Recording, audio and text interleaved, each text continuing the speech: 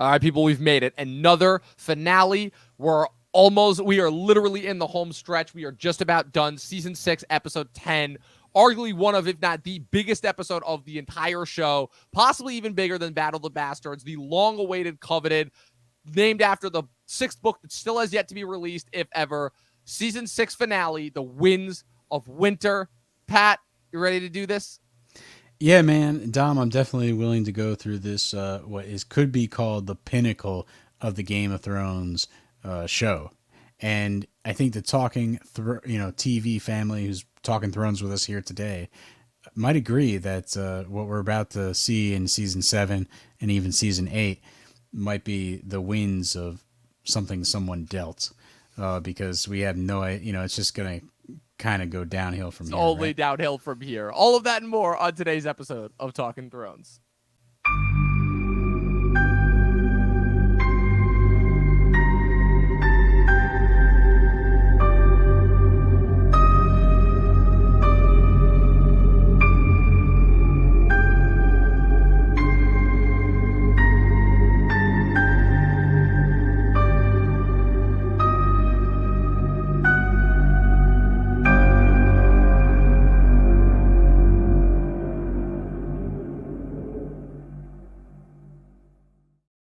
You know, Pat, as I sit here and I consider how many episodes of this show that we've done, as we've talked about the fact of it's like, okay, we've spent almost a little over a year now. We've covered 60 hours of this show. Like I said, this is the 60th episode overall. But man, I'm telling you, it's all worth it when you get to episodes like this. It makes all the good, all the bad, everything that we've been waiting for, all that buildup that we've been waiting for, 6 years worth of storytelling, all to get to moments like this. And it all pays off in all of the best ways possible. People, I think it's safe to say that there's a pretty good argument to be made that this is one of the best, if not the best episode of the entire show. Just start to finish, top to bottom, just a really wholesome, really complete, really just fantastic story overall. It ties up all of the threads. It gives us all the satisfying moments. It sets us up for where we're to go. Unfortunately, that kind of gets wrecked a little bit in hindsight by, the overall quality of the last 2 seasons. But I think the biggest takeaway from this episode as we review it in hindsight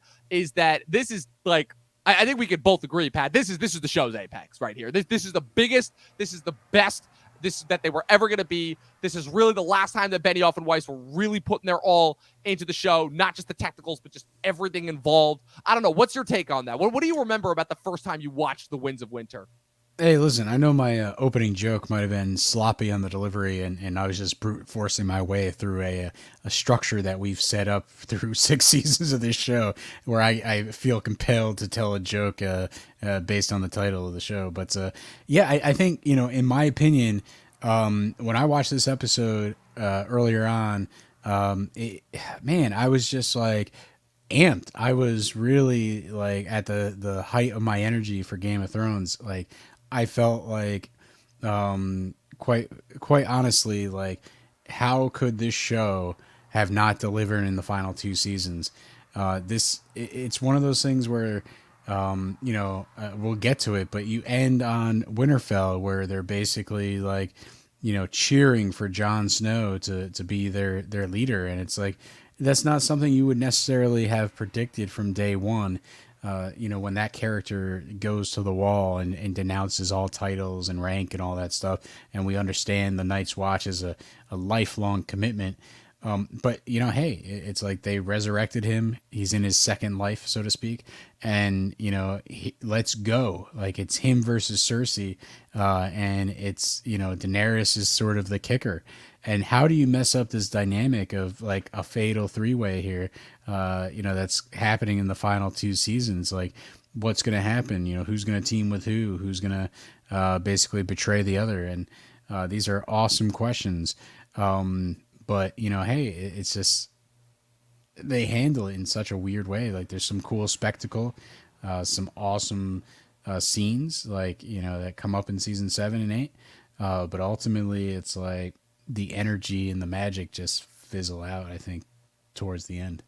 I remember the first moment that I watched this episode. I was just the thing that's so captivating about it is the opening sequence after you already got like this completely extravagant battle. Sapochnik and Fabian Wagner, the DP, were like, "Oh, we're not done. Oh, we got more. We got more to go." With this incredible opening sequence, it slowly builds to the inevitable boom. I think it's probably one of the best instances of tension that I think I've seen on anything in my lifetime. Most certainly, considering I kind of miss.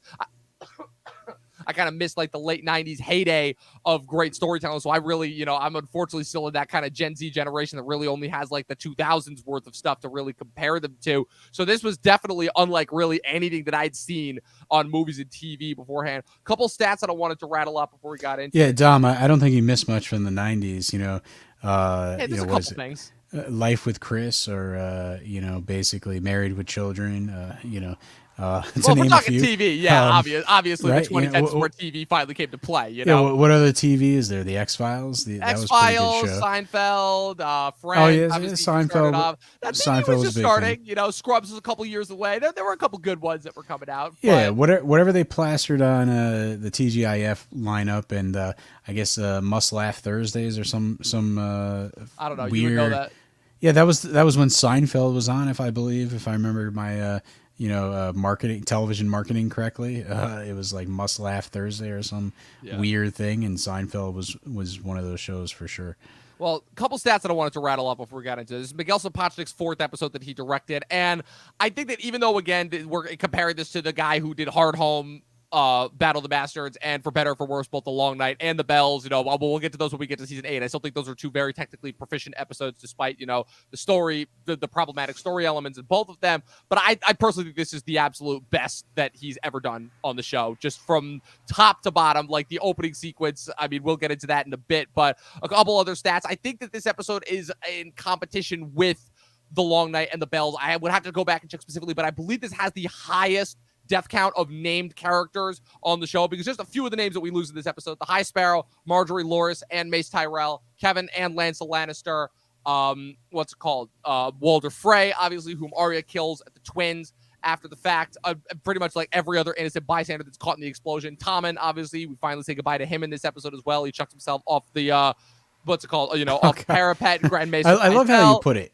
Yeah, like he chucks himself, like he's. I'm trying to bring light to it. It's not a fun. Like he's Jim Carrey from Me, Myself, and Irene, and the alternative personality is dragging him out the window. Like when you say chucks himself, that's what I picture. It's not a great way to put it. I'll admit, but I mean, it's a tough scene to admit, and it's funny because there was a couple of minutes when I was rewatching the episode before. I'm like, wait a minute, did HBO Max and all of its genius cut this sequence from the episode? But no, I turned out I misremembered a certain sequencing of events. I thought that Tommen's suicide happened before Cersei was seen torturing Sept Unella, but it turned out it was the reverse actually.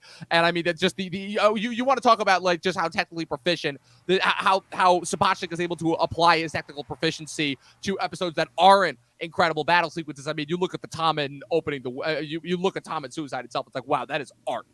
Granted, I mean, I eventually did watch the foreign film that scene was directly pulled from, which is Lucas Zoll's 2014 film Ida. But yeah, it's still massive. Yeah, I'm telling you, it like took Tommen like a half hour to walk off camera. He must have like taken a shower or something. He wanted to go out with some clean underwear, and then he walks up to the window and jump. No, it was definitely longer than I remember. Yeah, I thought it was. It takes a little bit. Like they're really dragging it out there. I thought it was pretty immediate. When I from memory, like he just kind of like jumps up on the windowsill and takes a dive, but it definitely like dragged out, and I think it speaks to the pacing of this sequence, and that's definitely what this is all about. We saw the Starks and sort of their rise to victory, last episode with the Battle of the Bastards, and now you get to see Cersei's victory, and the best part about this is just how methodically thought out the sequence is, because it kind of mirrors like how methodical Cersei is as a villain of the show. Yeah, the biggest thing about this episode, I think, that also gets it some winning points is the fact that I think that of all the episodes, like I said, where we're coming off of so many episodes where we are just kind of, the rug is just pulled out from under our characters. There's some crazy twist that comes at the character's expense. And this is the first episode, even last episode, with the surprise Deus Ex Machina factor of the Knights of the Vale. This is just an episode where it just, everything that happens, everything that it builds to is just so unbelievably satisfying. All the characters that we've been watching all the way up to this point over the last 6 seasons, they all finally get their victories. They all finally, reach their point of ascension. Cersei's able to defeat all of her enemies in one fell swoop. Jon is finally crowned king in the north. Daenerys finally, after 6 seasons, is finally heading to Westeros, after we've been waiting around. I love how, too, Dario kind of echoes the audience's sentiments a little bit when, Daenerys says goodbye to him. But let's get into it, man. Let's start with the opening sequence that kind of builds to Cersei's inevitable boom. I mean, this is Cersei's Michael Corleone move. She literally pulls a Michael Corleone here. I can almost, I'm almost like picturing the scene from the end of The Godfather when Michael's standing in the church while his nephew is getting baptized. You just see the look in his face as it's cross-cutting between all the other mafia dons getting murdered. You can feel this here. It does The Godfather justice. I've talked about The Godfather multiple times on all the different podcasts as being my favorite movie of all time and kind of my go-to movie when I think of like what great cinema and what good storytelling should be, because you have the first incident with Loras. I'll also give this season credit to very economical with its use of Finn Jones, considering that Finn Jones was absent for the most of this because he was off filming the first season of Iron Fist, which premiered, I believe, roughly a year later in March of 2017. I want to say was when the first season of Iron Fist played out. Or premiered on Netflix. So you have the Sparrows. They're doing their trial. Loras immediately confesses and dedicates himself to the Sparrows. Still not quite sure where the reasoning was for that one, but I'm like, okay, he's either so broken at this point that he sees this as the only means, or Marjorie has kind of clued him into something. I don't know. It doesn't matter. Nothing that we're watching here really matters ultimately in the long run, which is also kind of what makes it so interesting and so fruitful, And almost immediately, once Marjorie sees that Cersei's not there, she immediately figures out. There's only really one nitpick that I have with the sequence, and I wanted to know if you had the same one, which is where when the High Sparrow sends Lancel to go and get Cersei, and he sees the little kid running down the steps. Why do you think he chose to pursue the little kid? What did he smell? Like, oh man, that little rascal's up to something. It's kind of a little bit confusing, and then how conveniently it leads him to the wildfire. Like, I don't know. I wanted your take on that. Yeah, no, 100%. Like when Lancel kind of exits and he sees the kid, I don't really know what makes him chase after him. It's like, what, he was kind of like timid in seeing what's going on, like, and what did he recognize him as one of Qyburn's little birds? Like, what? Well, that's not really ever explained because they're kind of hidden in the shadows, right? Right. So it's one of those things where Lancel's just like, oh, I got plenty of time to figure this out. And, it's also, to me, this is like the I want to just have a whole spin-off series that's based on the meetings that Cersei had to figure out the logistics of this plan, because it is so we want a little child to run at the front of the gate, and then we want him specifically to catch Lancel's eye, and then Lancel's going to chase after him, and then we're going to have him like stab out the back of his knees so that he can't stand, and then we're going to have him crawl. And there's going to be like a series of three or more candles that are counting down to the wildfire. And we're going to time it that he's going to crawl right up to the candle and try to blow it out right as it dissolves into the wildfire and blows him up. It's like... Yeah, it's like the way that it's shot in that regard is a little too cutesy. But like, because all it does is make me think like, man, Cersei, like, had such a large amount of meetings with all the specific players involved, which is all crazy the stakeholders. when you realize that the only people that she really would have had this meeting with are Qyburn and his little army of birds, or whoever else Qyburn has as following, because she's not going to trust anybody else to do this. Half the people that she probably would have consulted are probably in that sept waiting for her like inevitable defeat. Yeah, hey, listen, these medieval children apparently, if they're just given a chance at some sort of schooling, they could be doctors or lawyers or whatever, because the amount of directions they can take to make this whole thing happen. They should be part of the kingdoms at this point, because they're more efficient than like half the other people they have in positions of power. Yeah, I don't know. It's like, I guess... they're starving, and therefore they're able to, figure out that, to get food they need to do a very absurdly well accurate job at burning down the sept. It's like I don't know. it is amazing to me, how awesome this sequence is, and just like how all the moments are well thought out and planned, and it really does give me this sort of like the goosebumps, right? As you're watching this ominous, slow burn of a plan unfold. But there definitely are moments where it's like, if you stop and think about it for a second, like, these kids, are acting very specific.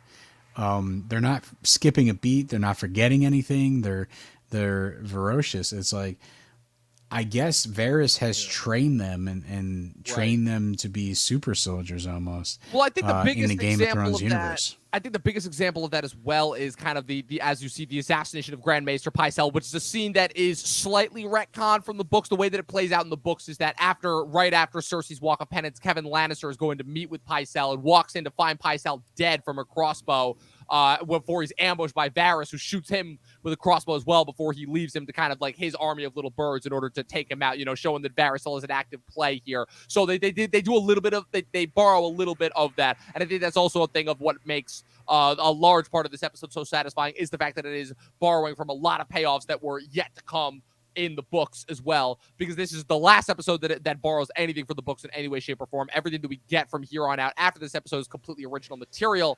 But so you get Maester Pycelle's assassination, which, as you see, is a result of Qyburn's little army of kids. It's kind of vicious too. But I also think it's funny where it's like, okay, so Pycelle is just gonna take an order from just this random little ragtag ruffian kid and think that he's bringing him to Tommen, like they're like that. Or I'm sorry, but if Pycelle was dumb enough to fall for something like that, then he definitely deserved to be axed in that way. But yeah, it's like you can tell that Pycelle specifically is a death that has been a long time coming. It's probably a death that should have come a long time ago. They kind of just kept him around. I'm still confused as to why Cersei kept him alive, especially considering that he was just actively undermining her seemingly the minute that Tywin died. But it happens. It's a pretty gruesome death, and then it's followed shortly thereafter by the explosion. And again, just the way that it unfolds, it is visual mastery to say the least. Another little detail that I noticed as well is that so when Jaime arrives at the city near the back half of the episode, when Cersei is being crowned queen, one thing that I noticed is that when he rode up, and this has got to be so, I mean, the timing's a little bit off too, because you have the celebratory meal with the Freys, which you have to assume takes place probably around the same time or like a little bit before when the explosion happens. And then he gets back to the city right as Cersei's being crowned queen, which you have to assume happens shortly sometime after the events of the opening. And the smoke is still unfurling and bellowing from the sept upwards, just showing like, wow, yeah, this is a massive thing, because the whole thing is that the sept of Baelor was always like a structure that rivaled the Red Keep in size and has been such a crazy huge staple of this city's history, and now it's just gone, just wiped out, reduced to atoms.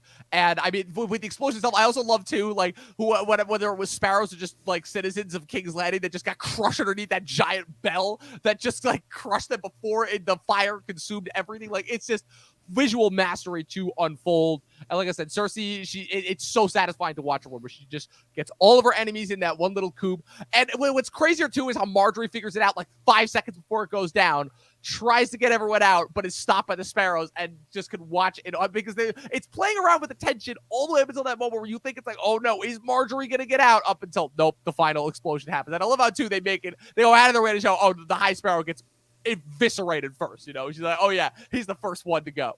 Yeah, I think the main thing is that the sparrows, have basically maintained this moral authority over everybody, and they're the sort of true translators of the gods, And I think it's one of those things when Marjorie figures it out. She's, a very intelligent person and knows how the game's played. And this is almost weird because the High Sparrow and her sort of have this understanding of like, I'll play your game and to a certain degree, and I'll maintain my status and power, but you'll also have, power as well. And the fact that, he kind of dismisses her like, hey, Cersei's not here. Cersei doesn't plan on ever suffering those consequences. So therefore, we are right where she wants us to be, and we should, kind of leave, figure this out, and then maybe come back and basically try to live another day and figure it out later. But the Sparrow wants the upper hand, so like his men are blocking everybody in, not letting people leave, and it's kind of the fatal flaw. The Sparrow cannot really let them leave, based on like Marjorie's understanding of the Game of Thrones that's being played, because the Sparrow's playing a different game.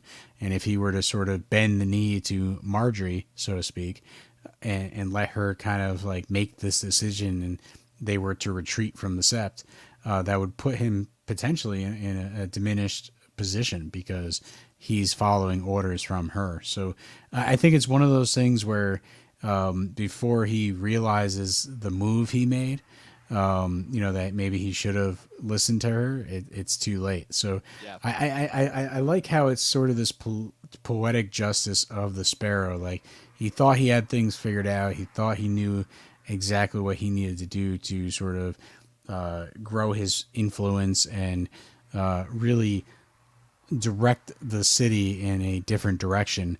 But he didn't know how to really play the game, of Thrones, and he got taken out by Cersei's, questionable madness. And he also, and the other unfortunate thing about that too is that he took Marjorie right with him, because Marjorie, unlike him, was still trying to play the game, was still trying to, get back in after Cersei had kind of upended her and effectively kind of removed House Tyrell permanently from power, despite the fact that she was kind of taken out with it. She had effectively done her job as far as really primarily removing the key figures of House Tyrell from the fray. And now that's all gone, as well, as Olenna states later on in her meeting with with Ilaria and the Sand Snakes, as where Cersei is effectively, even though Olenna's still alive, she's an old woman.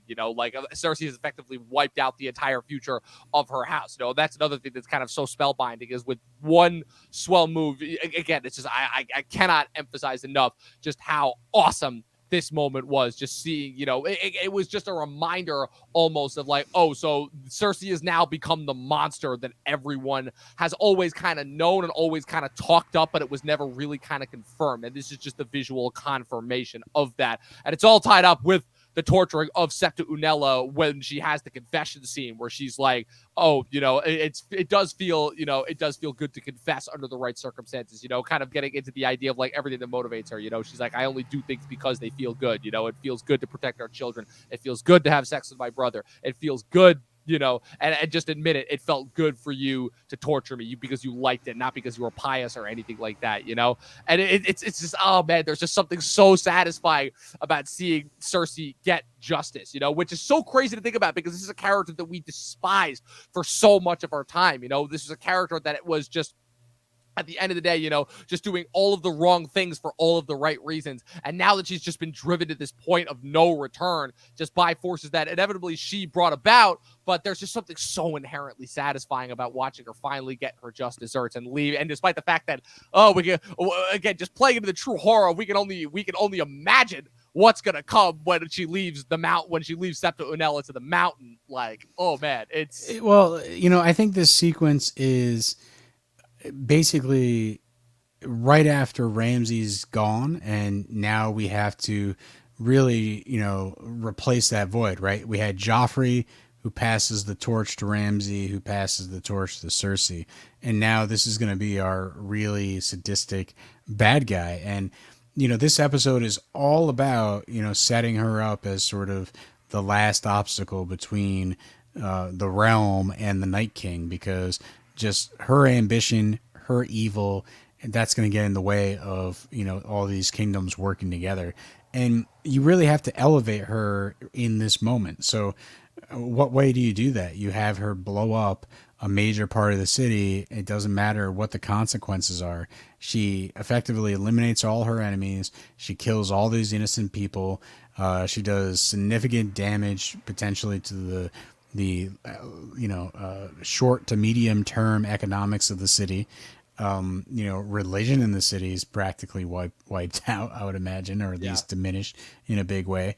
So, she made this really huge decision to be a terrorist queen, and really lead by fear.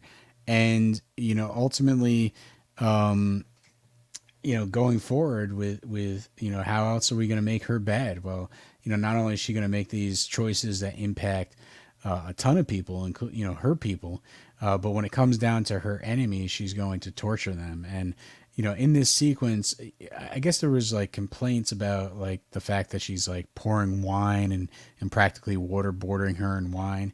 And then obviously you've mentioned it. There is this allusion to sort of like a streetcar named Desire, the film allusion to the fact that, the mountain is going to really just assault her over and over and over again, for a long time before Cersei decides to finally end her life. So it's one of those things where it's really there to elevate Cersei as the main bad guy. And unlike the scene where of Ramsay sort of having a sadistic wedding night with Sansa, I don't think this one is really gratuitous. I really do think it has this purpose of showing you that Cersei has lost all her kids, and now she has literally gone crazy, and Yeah. to the point where revenge is something that's going to be like hell have no fury but a woman scorned, right? And it's she's willing to do anything to make sure that pain is inflicted, the Right. I mean, pain that's inside her, so to speak, from absolutely. losing We'll her we'll get kids. into later on how kind of maybe the last two seasons kind of seek to whether intentionally or unintentionally kind of undermine that. But at the very least, for now, it's just this officially shows it's like, yeah, Cersei's officially gone full on heel in order to continue to coin your wrestling terminology that you love to bring in so much. And yeah, it's going to be.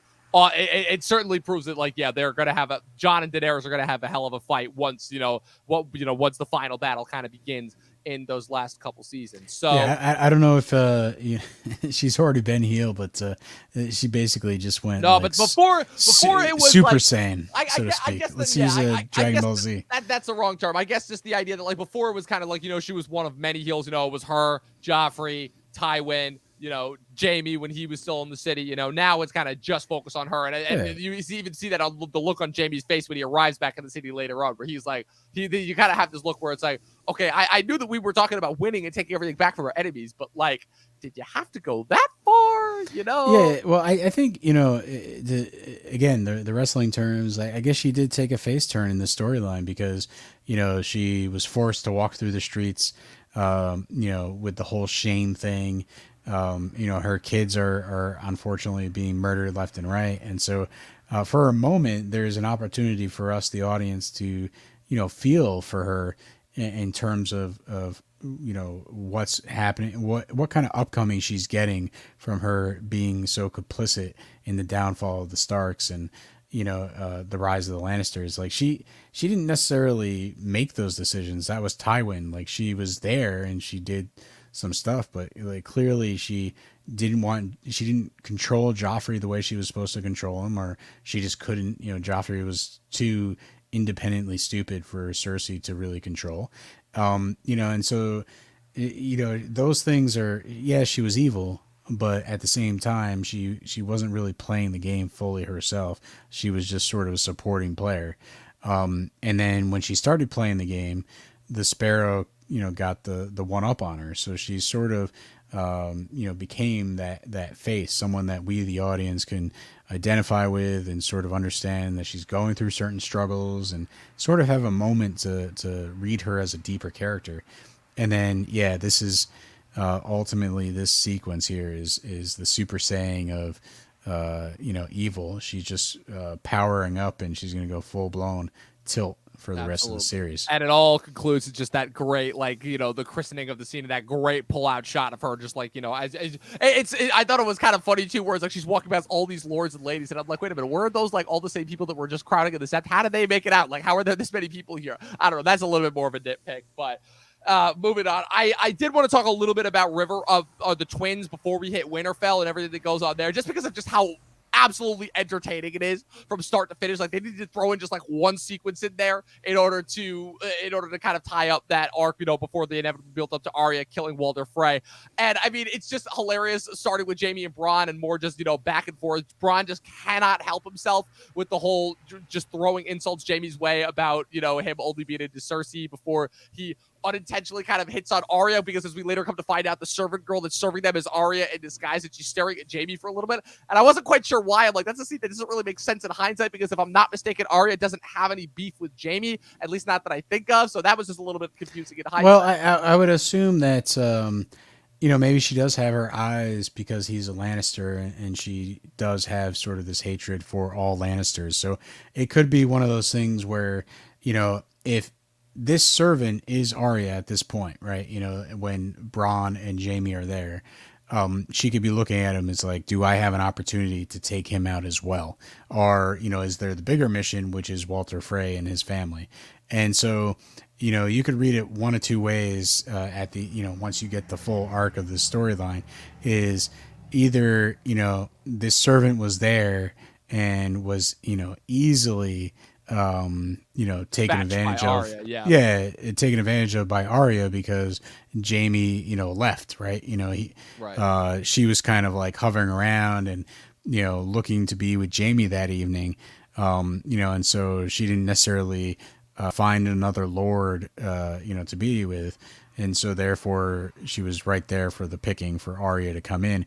Or it could have been Arya and, she just didn't have the opportunity to take out Jaime, considering her overall mission was to really hurt the Freys at this point. Right, that's fair. So that does make sense. But the biggest thing for me about this conversation that I think is just so unbelievably awesome is when Walder Frey sits next to Jaime. And I love the visual, again, just great facial acting from Nikolai Coster-Waldau, where he is just could not be more repulsed by this guy. He just absolutely despises him and hates him. I would be surprised to find if there's anybody in the Seven Kingdoms that actually enjoys being around Walder Frey. Even his own sons and his own family members, I feel like don't want to be around him. But the biggest thing is when Walder Frey is a great character, and it's played so well. Just like I don't even know how to describe it. I feel like the more repulsive the character is, the more you enjoy them. Him, Joffrey, Robin, Aaron, all of just the characters that are just so beyond despicable. You're just like, it's just so great of a character. But the biggest thing for me is when he dares to drop the Kingslayer line. It's like, look at us, both Kingslayers. They both laugh at us. They both mock us. And you can just see the look just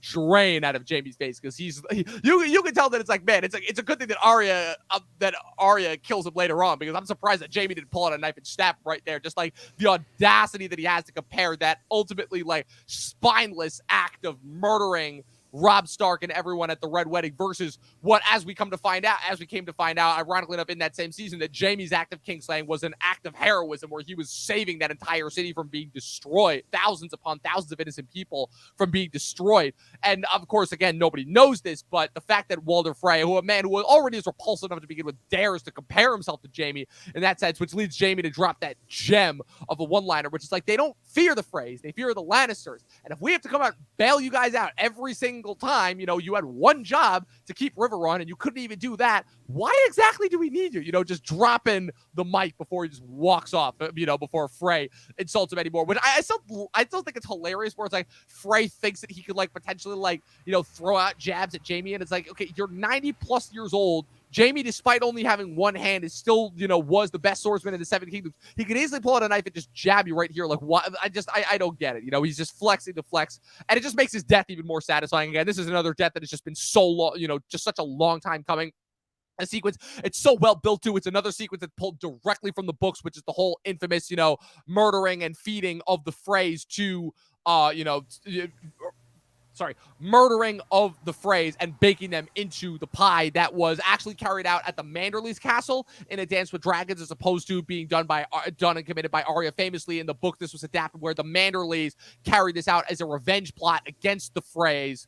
In order to continue to consistently undermine them as well, which also led to a conflict with Ramsay, to a micro conflict with Ramsay as well, which also caused a commotion that allowed for Theon, which actually was the commotion that allowed for Theon and Jane Poole to escape in the books, as opposed to it being the battle with Stannis. But it's a scene that's pulled directly from the books. It's so it's brutal and merciless the way that it's built up to. I just love the way that, the servant girl says that it's like, oh, but they're here, my lord. Look closely before she folds back the pie and shows the finger in there. It's so good. This was totally Scott Tedderman in the chili from South Park. I just, to me, it's a moment where you're bursting out laughing because, either you've seen that, classic episode of South Park or you haven't. But the main thing is, it's kind of like, for me, it's sadistic and it's not, it's, I don't even know what to say. It is a method of revenge. It is kind of grotesque, but ultimately, to me, because of that particular episode with Eric Cartman, it has become just like really hilarious type of thing to do in any work of fiction. So it's kind of like. Just to see him react and be like, there's the thumb or whatever finger it was. And, just to realize that something's wrong here. And then to have Arya kind of be like, hey, I just want you to know that the last thing you'll ever see is a Stark smiling down at you. And that's when the big moment happens. And Frey has moments to live as, the life flees from his, beady eyes. Yeah, absolutely. And it's like I said, it's just I can only say the word satisfying so many times because, like I said, this episode is just so chock full of them. And even though it's a little bit disturbing seeing Arya's reaction, just the fact that, like, again, she is finally carrying out the revenge against all the people that screwed over her family, and as if to add insult to injury, that wasn't already crazy enough seeing Arya pull that up. But then we get the cold open sequence in the premiere of next episode, which we'll cover that when we get to that one, where it's like, not only does she have to kill Walder Frey, she has to wipe out every single Frey, the good and the innocent, just completely off the table, just completely eviscerate that entire family. To me, I think this sequence kind of comes out of nowhere with Arya popping up. We always, this is the episode to talk about, magic teleporting around the world here. Arya really comes in really quick to have this little murder spree happen. So, I think you're not giving the audience enough time to breathe. Like, this is definitely a scene that kind of comes out of nowhere. It seems like it happens rather quick. And it's one of those things where I think they could have gave us to the start of next season to really have Arya come back to Westeros. Like, give us a whole season off before bringing her back after the No One episode. But I get it. It's one of those things where I guess they just wanted us to have this scene. I feel like it's out of place.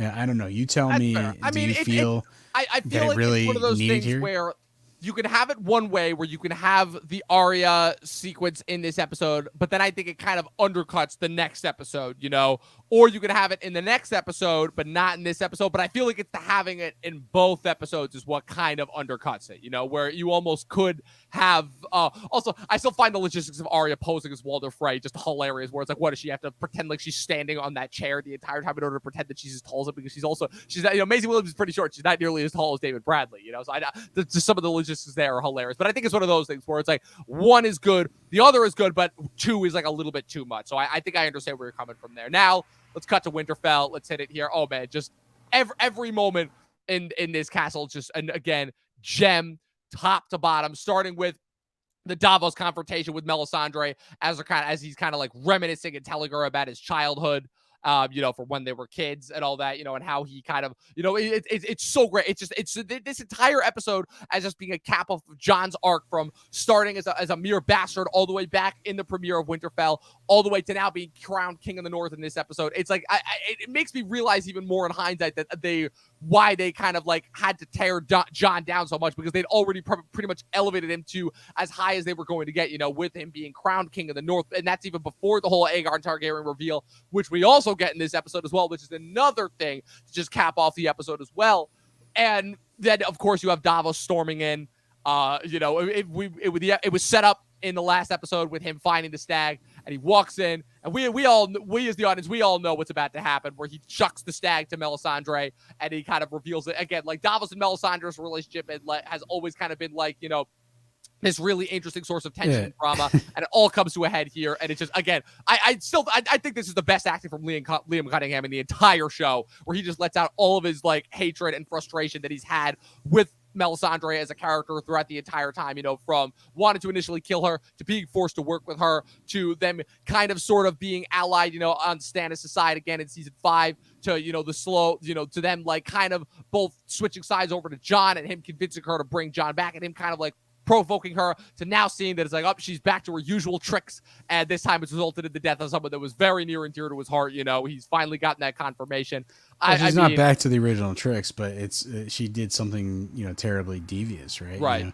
Something that she hid from Davos that she knew he wouldn't approve of. And here's the thing: is like she goes, "Oh, we all know, that I have a part to play in the war ahead." And what is that? Just setting a couple swords on fire? Like literally, I don't know if she does much for the rest of the series at all. And so it just it's really bizarre. They let her go. They let her ride south. If you ever come back to the north, we'll hang you. And it's one of those things where Melisandre goes on some sort of adventure for a season.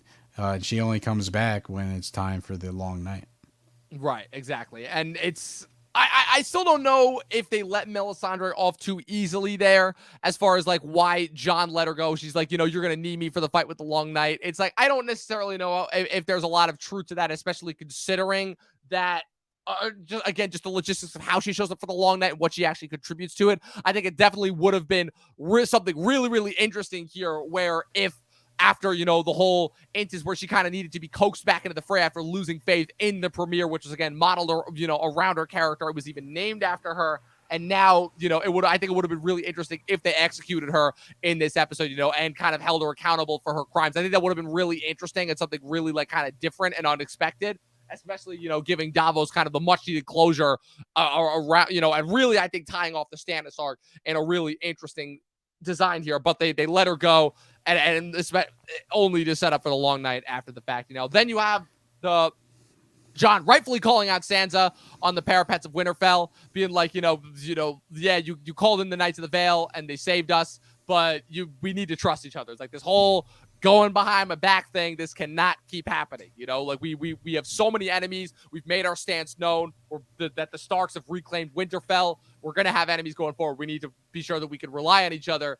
And as we see in the next scene with Sansa and Littlefinger, we clearly know that that's not what Sansa's going to do, So I don't know. Like, what was really your take on that? One of the things is, like, I really love the scene and how it played out on top of the ramparts, because for the most part, Sansa is really saying to him, like, that she's new to this and that she, made a mistake. And this is what I was talking about last week, is the fact that, they should have played that up more, that, she really didn't know, if she should have brought it up, because, she's doesn't really know if Littlefinger would have came, to save them, or if he would have sort of, bent to his own self-interest. So we get a little bit of that storyline here in the episode, where Sansa says, I kind of should have told you, but like, obviously she wasn't sure that it was going to mean anything. And,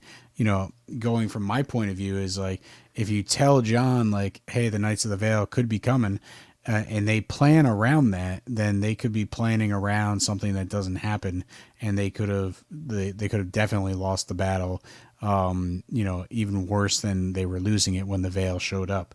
And then the other scene we get here is Littlefinger, like, clearly Sansa and Jon don't trust him, but he kind of goes up to Sansa and expresses his vision, like.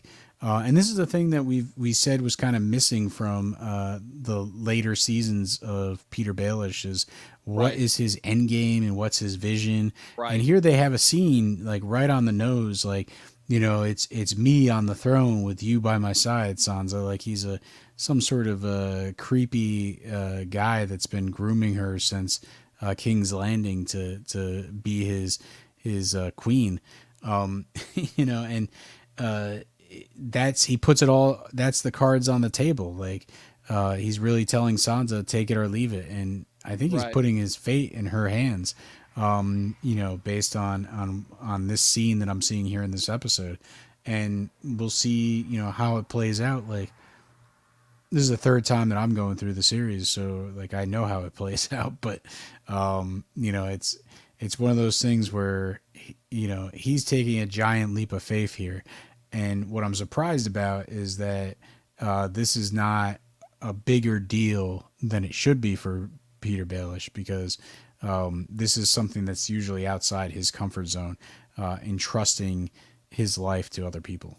Yeah, absolutely. And again, it's whether you can still buy into Littlefinger at this point, especially considering that it's like, oh, so we're now all of a sudden we're now all of a sudden expected to believe that this was his grand master plan to have Sansa back in the seat of Winterfell, especially considering just kind of some of the really moronic moves that he made. I mean, could you make the argument that yeah, he always saw her back in charge of and command of Winterfell, regardless of the circumstances that led to that? Sure, I guess, but like I said, it leads it, as I've said over the last couple of episodes, it's too many hoops to jump through. It doesn't really make a whole lot of sense as to why he would have carried out those actions. And so Yeah, kind of but when he it's one of those things where it's like we've you know hit this horse numerous times, so to speak. You know, it's Lord Baelish knows his people, right? And he had right. to know that Ramsay Bolton was, you know, one of the worst torturers of the land, and yet he sort of still gives Sansa to him as a gift.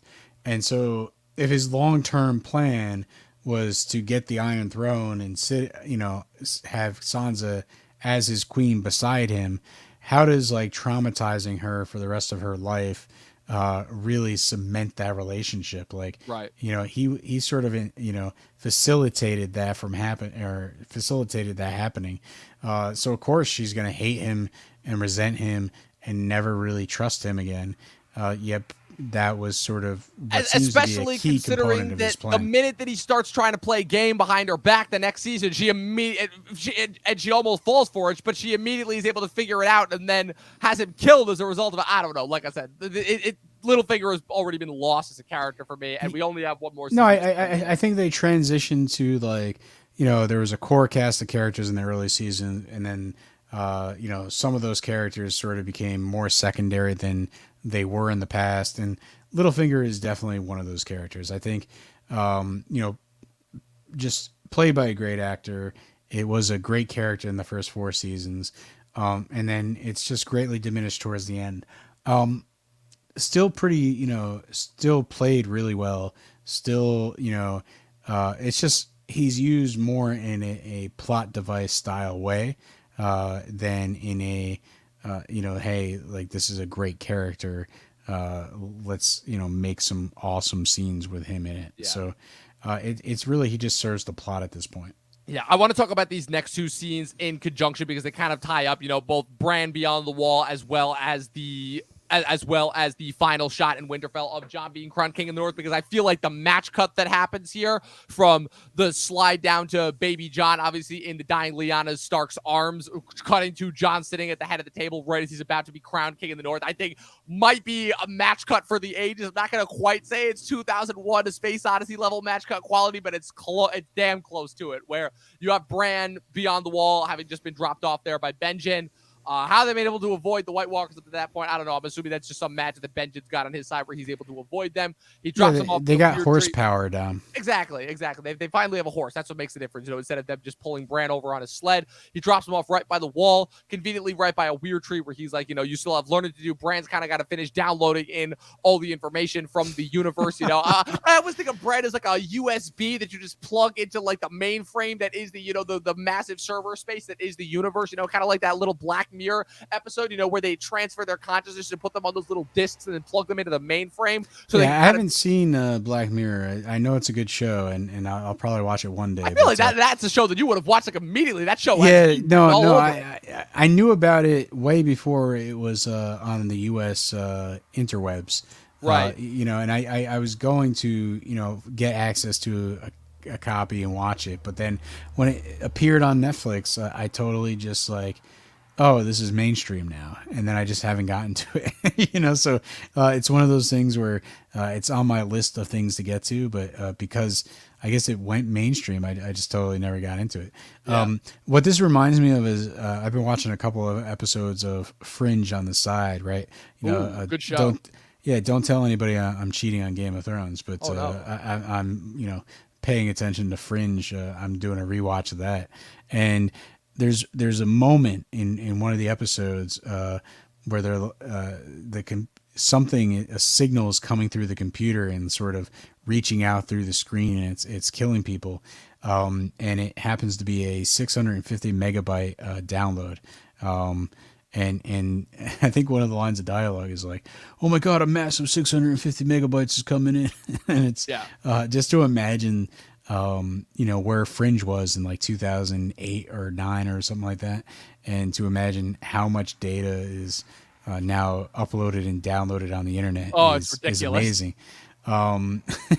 So yeah. So just I imagine that Bran is just downloading the 650 megabytes from the universe. But the other thing that I was thinking of too is that I was just thinking about like when he kind of like had to be forcefully unplugged from the tree, like when the White Walkers were initially attacking a couple episodes ago, and then when they replug him in, I almost keep thinking of like that scene with like, you remember in Avengers: Age of Ultron where Ultron was trying to transfer his conscious into the Vision's body, but they kept having to like start and stop because the Avengers were attacking him at the same time. I was kind of getting similar vibes to that in this movie as well, which, I mean, if you want to talk about like kind of Marvel seeping into it, even infecting Game of Thrones, I mean, the signs are right here, but I just thought that was kind of funny. It kind of reminded me of that. But obviously the big moment that comes from there, it's a thing that fans had theorized about for years, going all the way back to when a Game of Thrones was released back in 1996. And they finally, this is the official confirmation of it. There had been rumors that it was going to be officially revealed in this season, but it is finally confirmed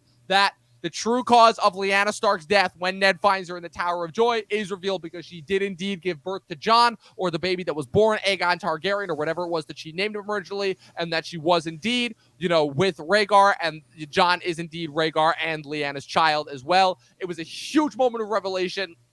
At the time, it was very confirming. It was what a lot of fans had theorized. It was a game changer at the time. Again, like so many other things that happened in the last 2 seasons, what did it actually amount to? But at the time, it was an absolute game changer. And again, the way that it match cuts to Jon sitting in the hall, surrounded by all the Northern Lords, as kind of having inherited this position as a king, even though he's not technically king of the Seven Kingdoms. It's like it's brilliantly told visually, I think. And then it's followed by Lyanna Mormont just telling like everyone what's what, basically just calling this like, yeah, you didn't show up, you didn't show up, and you guys are what now just expected to be like fully received, It's like you think that this guy is just joking around. Nah, you better listen to this guy when he's telling you what's what, as Jon is trying to warn them about the coming war with the White Walkers, as Lord Kerwin stands up and tries to say, oh, winter is here. We should we should return to our homes, because that's the other big thing that's established by this episode as well.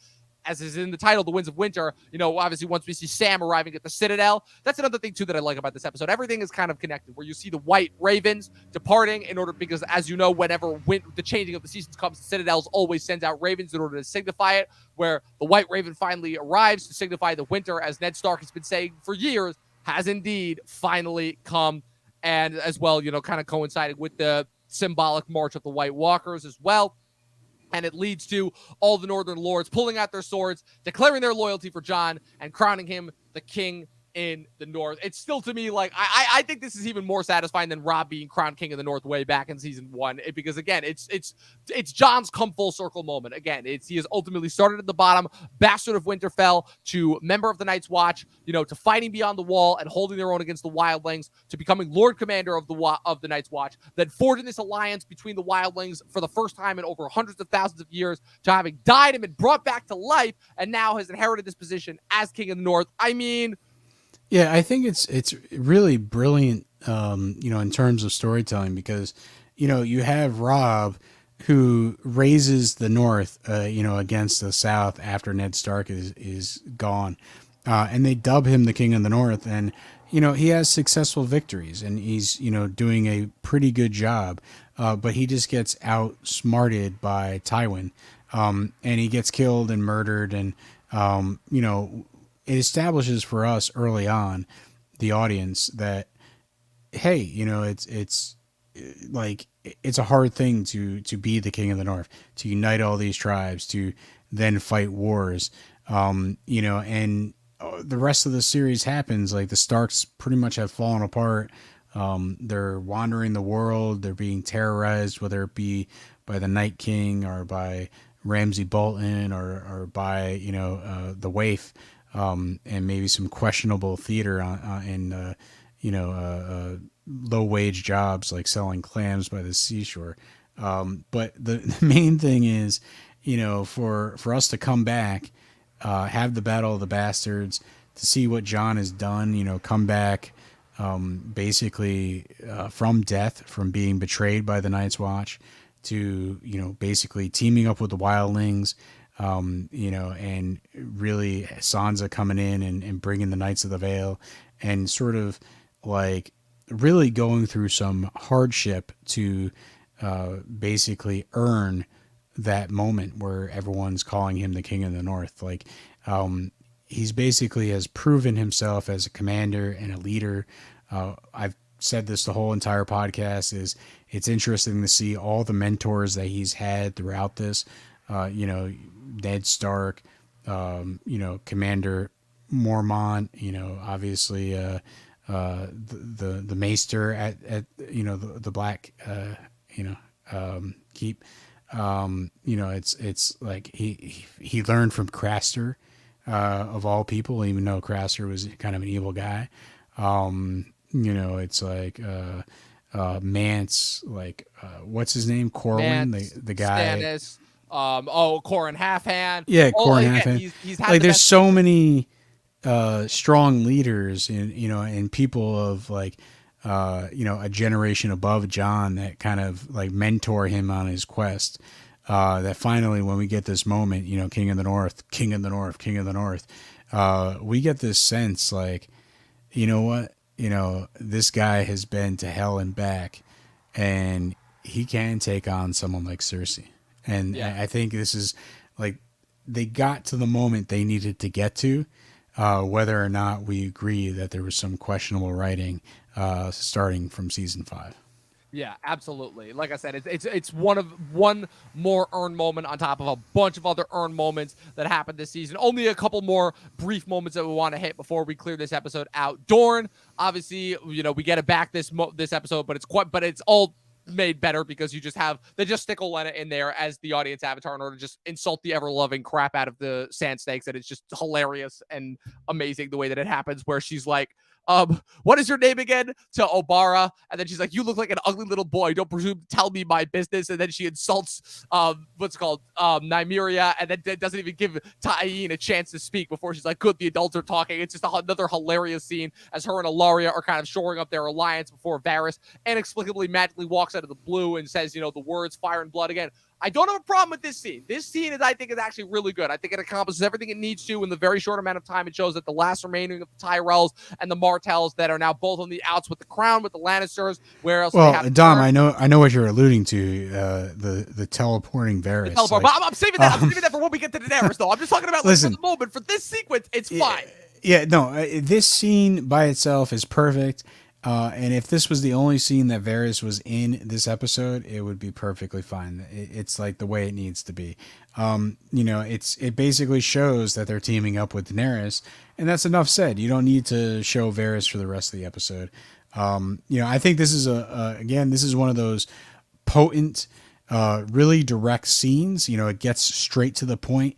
You know, it gives Olenna some comedy that kind of, you know, it's well crafted around her, and it gives us like the setup for what could be a deadly alliance against Cersei. Yeah, absolutely. And it could be, again, like I've said about so many other things, if not for the last 2 seasons, at the very least for what we see right now, this is setting up for something really cool, because it shows that kind of all the other powers that are left in Westeros or have kind of shored up their alliances. Like the Riverlands are unfortunately still with the Lannisters for as long as that will last. Unfortunately, however, when they're taken out by Arya, the Arryns officially under control of Littlefinger have teamed up with the Starks, and that leaves the remaining three powers: the Greyjoys, the Tyrells, and the Martells. Have obviously now teamed up with Daenerys. Again, the Baratheons have effectively been wiped out. They're no longer players, at least not until Daenerys legitimizes Gendry. Only other sequence that we have left to cover is Sam arriving at the Citadel. This is fine. It's a quick cutesy scene just in order to it's some quick exposition. It's some good visual storytelling just in order to wrap it up. I mean, there's really not much that I can say here other than okay, Sam sees the library and they get to show off some of the cool CGI that they put in place in order to demonstrate the Citadel. Yeah, I think that's really the only thing. There's not much to say about it. Like Sam and Gilly have finally got to this strange place, and clearly they introduced that there's going to be a little bit of a hang up because Mormont is still listed as the commander, and here's Sam saying like life happens, right? Like you got to accept like, really we had no idea. Yeah, it's like I'm here to be the new Maester, and apparently no one followed the protocol, probably because Mormont got betrayed above the wall, and no one knew to follow the protocol. Right. Also, I guess what's his face? Why do I keep forgetting his name? The Maester at the wall. Aemon. Aemon. Yeah, it's like, oh man, he has that great death sequence, and I just like, forget his name from that point on. So yeah, Aemon didn't follow protocol either. So right.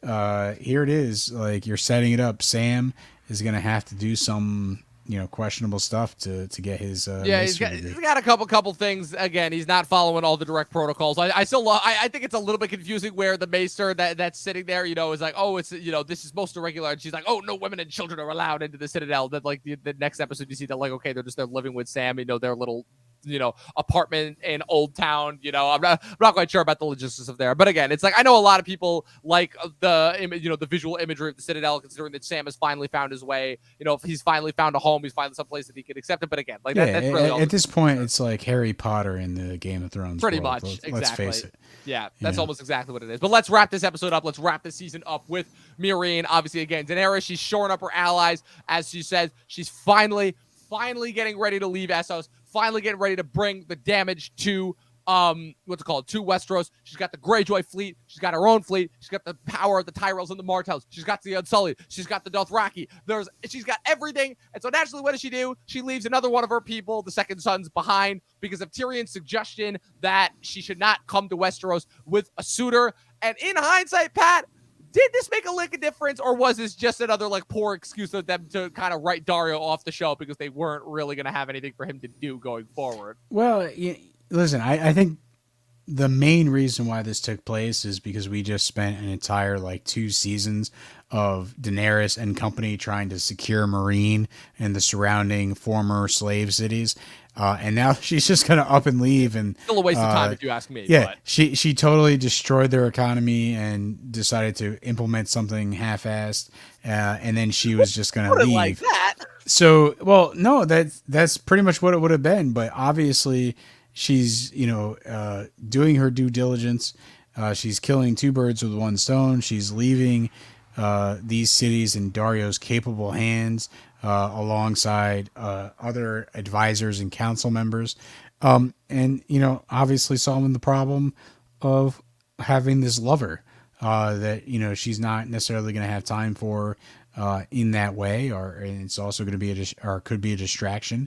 So Tyrion is sort of, making the suggestion that it's like, leave him behind because he's a capable leader, but also because it's sort of a loose end that you don't need when you're about to play the Game of Thrones. And listen, in this show, there's so much evidence of, characters refusing to play the game, and they end up dead.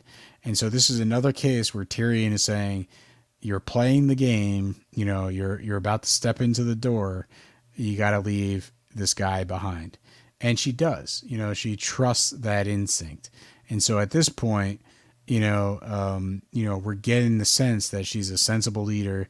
She's about to enter this game, doing what she needs to do, keeping her mind clear. And I think that sets her up as the third big threat. She has the dragons, she has the armies. She may not have the well-written stories across the past 6 seasons to back it up, but she has all the other might Right. to come Exactly. into Westeros and basically be a big player. Exactly. And like I said, with that being said, after, she crowns, she makes Tyrion her new hand. And well, I still don't know if he did a good enough job as far as earning that, considering that Meereen was in almost complete shambles under his control until she kind of came in with the dragons and saved everybody. It's kind of a heartwarming moment, in What the a moment. weird scene, though. It's So like weird. Like I like it when it believe first I believe, sir, this is what the custom is. You're my hand. It's like, And he's oh like, my "Oh well, god, just you have completely failed to to motivate me." I also thought it was a little bit disturbing where it's like, I just said goodbye to a man who I know loves me, but I didn't even feel anything. I just kind of just needed to get it over with, and I'm like, "What?" Like, okay, we're just gonna dance over that point right there. Again, like just little moments, little brief moments that are still in there in order to kind of show the descent into madness. But at the very least, it resulted again a shot that is a little bit confusing visually because again, we talked about this before. The teleportation hopping with Varys, where he leaves Meereen to go to Dorne in order to recruit them, and then sails back to Meereen, only to sail with them to Westeros shortly thereafter. There's clearly a lot of time that was left out on the cutting room floor, but just it's one of those things where, as an audience member, you just have to ask it logistically. You're like, wouldn't it make more sense for Varys to come with the Tyrells and the Martells and just meet them all at Dragon? So when they get there, like he knows where she's going. It's not like she's like hit a detour or anything like that. well, I think the way the episode should have been is like, King of the North, King of the North, King of the North, and then fade the black, and then like, basically show us like weeks later, and then we're back in Right. Meereen, and that would give Varys the opportunity to go. Like, if they just threw a nice little lower third telling you that time has passed, it wouldn't be crazy that Varys kind of came back personally. Maybe even Varys kind of shows up. Maybe they show Varys getting off the boat and going into the throne room and sort of like sneaking into the chamber and hearing the conversation between, Dario and Daenerys. And, maybe he's like, oh, smart move, blah, blah, blah, blah, blah. And Tyrion walks out and says, yeah, it was my idea. Like, they could have played with that and they could have brought him, seemingly back after showing us a nice visual time. But no, he just teleports Right. for no reason. Because that's what he's been doing. He's been teleporting since minute one, and now it's just full on confirmation that he is just teleporting everywhere. I'm fine with him traveling. Right. But it's just teleportation that kind of is a little bit annoying. yeah, it's just we don't, it's almost like this is a day later from when he just got done talking with Dorne Right. in Highgarden. So like, it just seems a little like he's not needed in the end. They should have reshot that sequence, or if they could have like masked him out digitally somehow, Yeah. it would have just been so much better. But I'll say this though, it ends with probably the ending shot to end all ending shots. I don't think that there's been a single ending shot of any of this. I mean, look, I'll say this, that the ending shots of pretty much every season, I feel like the only one that they usually do a pretty good job with the ending shots of every season, but I think this one might top them all. Obviously, from the dragons being born at the end of and crying at the end of season 1 to the marching of the dead on the Night's Watch on the Fist of the First Men at the end of season 2 to Daenerys being lifted up in the air by the freed slaves outside of Yunkai at the end of season 3 to Arya sailing away to Bravos at the end of season 4 to last season, obviously, with the shot of the circling in on Jon's dead body. But this one I think tops them all with the CG shot of the massive fleet, circling around all the different people on all the different ships, all the way to Daenerys with the dragons flying overhead. It's just, it's one of those just like, yeah, moments that you just are pumping your fist in the air for. It sets all the stakes. Cersei's in charge of King's Landing. Jon is securing positions in the north, and Daenerys is coming for them all. And it is setting us up for, at the time, a banging final 13 episodes as they officially slated. Benioff and Weiss famously stated that they were going to do the last 2 seasons in 2 parts, that even though it was going to be 13 episodes, they were going to split it into 2 parts of 7 and 6, that they were not going to do it as a 7-part 1, 7-part 2, which HBO has done famously before. They did that with the last season of The Sopranos. They famously said that it was going to be 7 and 8. So before we wrap up season 6 and before we get into season 7, the final 13, which we will be hitting obviously next week, at the time that this episode premieres, Pat, do you think it would have made any difference if they had actually just released it all as one batch of 13 as opposed to kind of the 7 and 6 that they did? Yeah, I totally do. I think these are the next 13 episodes are very bingeable, and if you watch them as sort of just one whole, I think it's really good. But like obviously, if they had shot and edited them as one cohesive thing, it just would have, I think, potentially flowed a lot better, because we would be getting the awesome parts of season 7 with the concluding parts of season 8. There's a lot of cool scenes, but ultimately I think interweaving the two, quite possibly could have led for a more consistent ending to the show. Yeah, I agree 100%. But with that being said, like I said, that is it for season 6. Arguably, as many people say, the best season of the show, the biggest season of the show, the moment where the show peaked. Will it have actually peaked? We'll be the ones to determine as we hit the final 13 episodes of Talkin' Thrones. I still can't believe that we're this close to the ending. But like I said, we're not done yet. We're this close to being done, but we're not quite done yet as we continue to cover the show all the way up until that much coveted, the Iron Throne. Pat, where can the good people follow you on the interwebs? Hey, listen, I'm posting stuff on Instagram at Patrick W. Huber, and I'll do it some days. I won't do it in others. You just have to keep checking and seeing what I post. Yes, absolutely. And of course, you can follow me at Movie Nerd Reviews across all platforms. Be sure to follow the official Talkin' TV podcast across all social media platforms: Facebook, Instagram, Twitter, TikTok. Most importantly, be sure to subscribe if you're listening to us on YouTube, and follow us on Twitch if you're not already listening to us there. And as always, people, 12 seasons in a short film, and watch more fucking movies. We'll see you guys next time.